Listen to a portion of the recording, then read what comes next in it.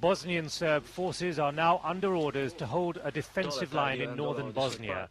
Far from withdrawing, as has been the case in recent days, now they will use their armour to resist what still seems to be advancing Croat troops. Whether President Milosevic has ordered this stand from Belgrade is not clear.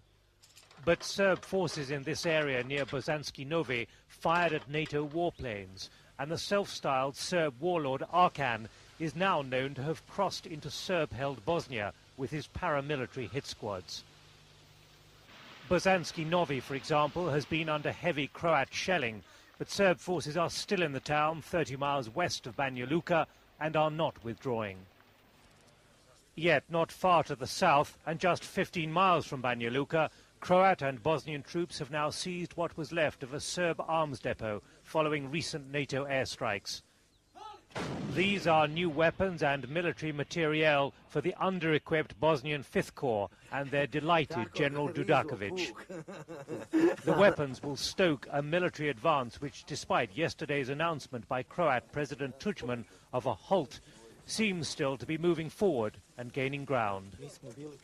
In public, the Bosnian government continues to look to a political, not military takeover of Banja Luka and perhaps 20,000 Muslims there.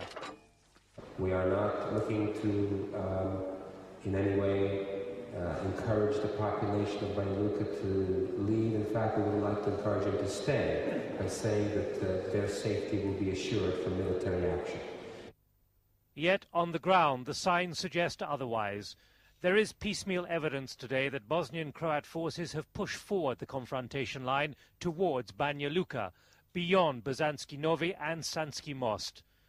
Bosnian forces have also retaken most of the Ozren Hills in the east.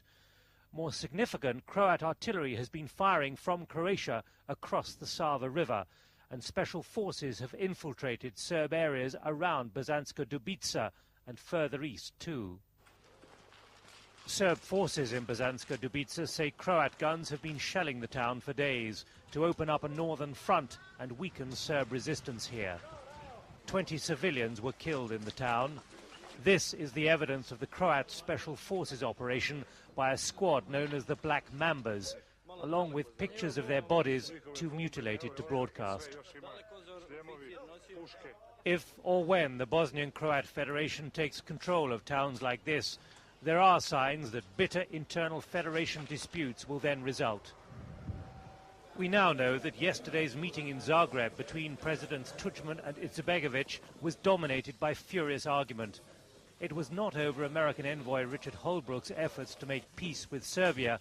It was over who between the Croats and Bosnians will control what. There will be some conflicts even between the allies who are now marching rather triumphantly toward Banja Luka. Well, all this tension indicates that there is no harmony between the allies. The Bosnian-Croat Federation Agreement, signed in Washington 18 months ago under intense American political pressure, was always going to be a temporary marriage of convenience, fragile at best, unlikely to last in the long term, as those involved realized at the time. I think the Bosnian fear is that at the end of the day, Croatia is going to succeed in Bosnia where Serbia has failed dismally. Would you agree with that assessment? I think there is quite a lot to that. I think in the best light, the government in Sarajevo, which in many ways is already being surpassed by the Federation, is going to end up as a satellite of the Croatian government in Zagreb. In London today, the Bosnian President Ali Izetbegovic received important British support for the principle of a united Sarajevo within a single Bosnia-Herzegovina, although John Major is not yet sure the American peace mission will produce a durable peace soon. The door is swinging open for peace, but it is not fully open yet.